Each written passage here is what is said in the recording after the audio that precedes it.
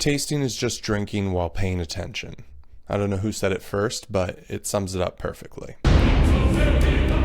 In this video, I'm going to try and teach you how to taste wine properly, give you all the tools so that beyond wine, you can go out and taste all sorts of liquids and give a proper perspective on it.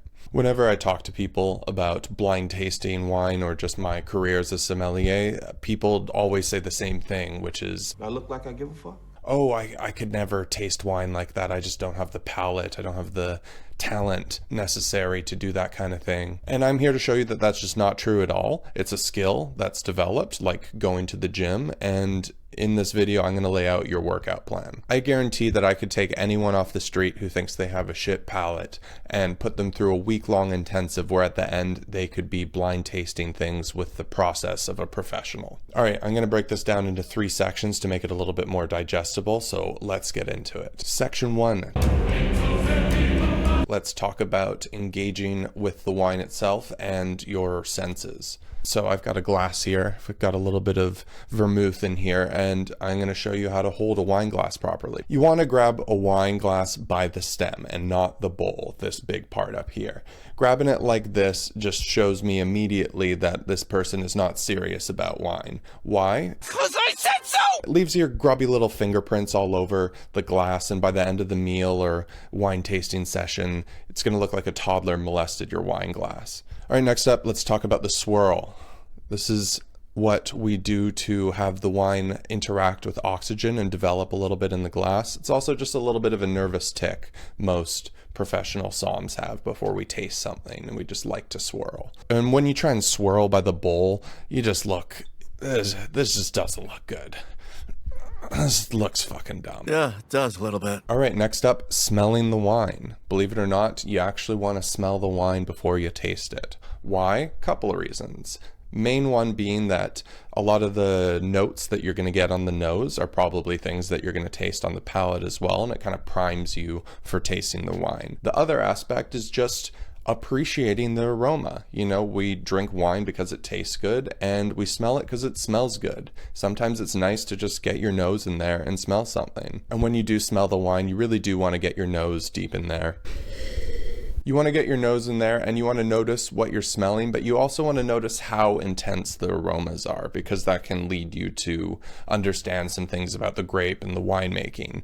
Can you really like smell everything from back here, or do you really have to get your nose in there? Let's also look at the wine. When you look at the wine, you typically want to hold it against a white background, whether that's a napkin or a piece of paper. Why do we do this? Because the color of the wine actually can tell you a lot about what the wine is.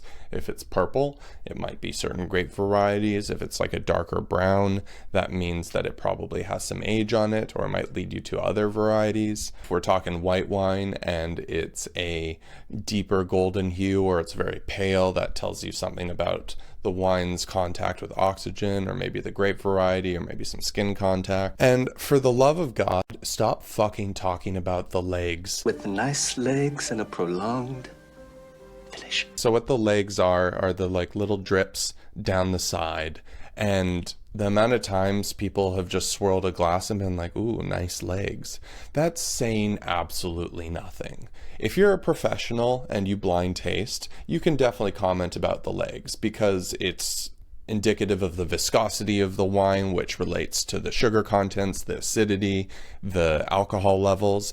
But if you're just a normie saying, ooh, nice legs, you are saying absolutely nothing. It's like looking at a piece of fruit and being like, ooh, it's got good skin to it. It's got nice seeds. And now let's get into the actual act of tasting. And believe it or not, there is a technique. You can just put the wine in your mouth and swallow it. That's fine. But if you want to really get the most out of it, there's a couple things you want to do. One, you want to swirl the wine around your mouth because you have taste buds that extend beyond your tongue.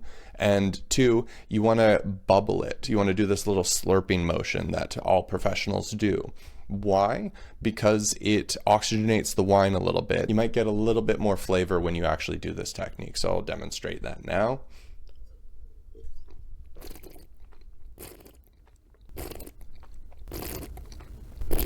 And what I'm doing there is I'm just tilting my head forward and I'm just sucking air through the wine. That's disgusting. You'll notice every single professional sommelier when they're blind tasting does this. It's called the slurp, patent pending. All right, section 2. This is a big one, so it's getting broken into 2 sections. We've got on one side structure and on the other side flavor. What is structure, you might ask? I didn't ask.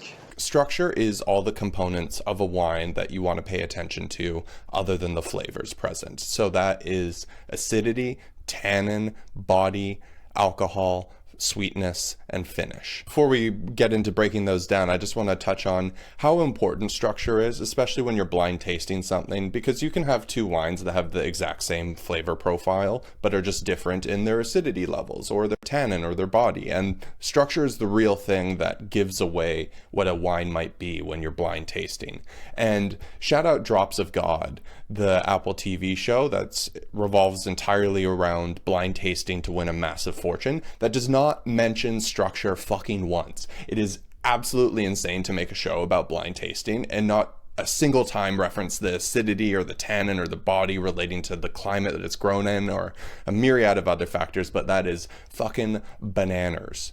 Acidity. Acidity in wine, contrary to popular belief, is not how sour the wine is. Acidity is just purely the measure of how much acid is dissolved in the liquid. And how you gauge this is by swallowing or spitting the liquid and then tilting your head forward and feeling how much saliva pools in the front of your mouth. More saliva, higher acid. Body. The body is the general weight on the palate of the wine. So an example of how to train body would be to taste milk. You have skim milk, you have 2%, you have whole milk. And by having those 3 side by side, you could kind of calibrate your palate towards light, medium, and full-bodied wines. Dark, rich, and full-bodied. Sidebar, I've served so many full-bodied wines to guests that go, oh, this is quite light. This isn't what I was expecting at all. And it is for sure a full-bodied wine. It's just people have warped their palate by drinking disgusting, over-extracted 16% alcohol wines from California and other places in the world that are wildly skewing what the objective scale for body is. Alcohol. Alcohol is pretty easy. There is a objective scale within the traditional schools of sommelier training that say what ranges are low, medium, or high alcohol wines, but how you gauge the alcohol is by swallowing the wine, and then you do a little like kind of breath to feel how much of a burn there is, how much ethanol there is in the wine. And this can get tricky because of a weird concept called the integration of alcohol, how integrated the alcohol is in a wine. So what that looks like is certain wines, you could have 2 wines side by side that are 14% alcohol, and one is hot. That's the term we typically use. One, you are really tasting that ethanol flavor, and another one, you're not at all. It seems super smooth and fruity. And that's just purely because the alcohol is better integrated into one of those wines. All right, tannin. Tannins? So this is a big one people don't seem to understand very well. Tannin is a compound found in the skins of grapes, and it is also found in black tea. So if you've ever left a black tea steeping for far too long and you notice that it kind of dries out your gums, that is tannin. So tannin has a texture to it, and it also has a scale of like low, medium, or high. And certain wines are high tannin and they give that really grippy, drying sensation that people sometimes associate with dryness in wine, which is a completely different thing that we'll get into in a moment. Sweetness in wine. Sweet. Sweet. Sweet! Sweetness to dryness, that's the spectrum. And this is the number one thing that people fuck up. People don't really seem to understand the difference between sweetness, which is the measure of sugar in a wine, typically done in grams per liter, versus the perceived sweetness of a wine, which relates to the ripeness of the grapes. So I could have 2 wines that are bone dry, and one of them is quite tart and sour, and the other one has this big, luscious, ripe, jammy black fruit flavor that comes across the palate as sweetness. But it is not sweetness in the technical terminology. You are just tasting very ripe fruit flavors, but there is no sugar in that wine. So when you're tasting wine or trying to buy a wine or talking to a sommelier and you say something, oh, I want something sweet but not too sweet, do you really want something with sugar in your wine, or are you just looking for ripe fruit flavors?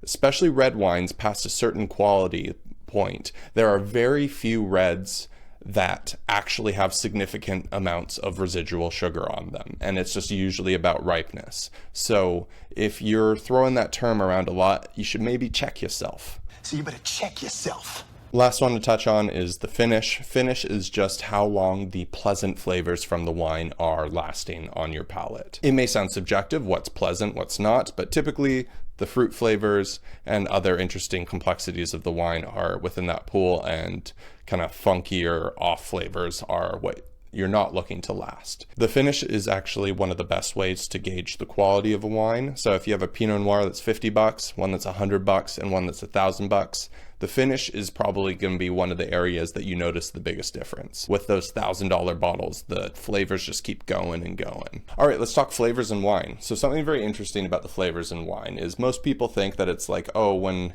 they're saying, oh, I get pear, or I get green bell pepper, or I get black pepper or leather, you're just kind of up your own ass. Go, you're some pretentious fucking nerd. But in reality, the interaction between yeast, sugar, and ethanol creates a wide pool of volatile compounds that give flavors, and those compounds often are the thing responsible for the flavor in the real thing.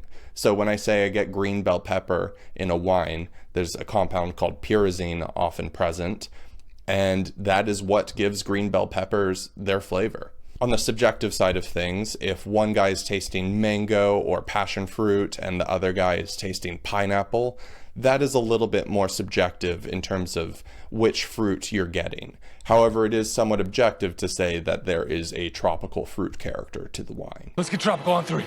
You're probably thinking, damn, that's a lot to keep track of when I'm tasting wine. Well, you're in luck.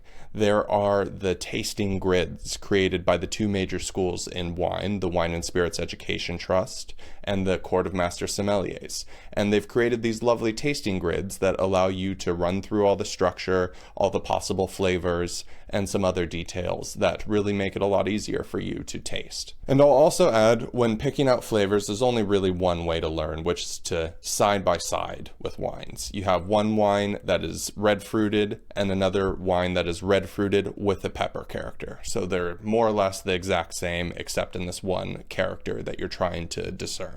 All right, section 3. You're not going to see this section in any textbooks, but I feel this is a super important component to becoming a good taster. What is mindfulness? Mindfulness is just simply the practice of being in your senses and being present.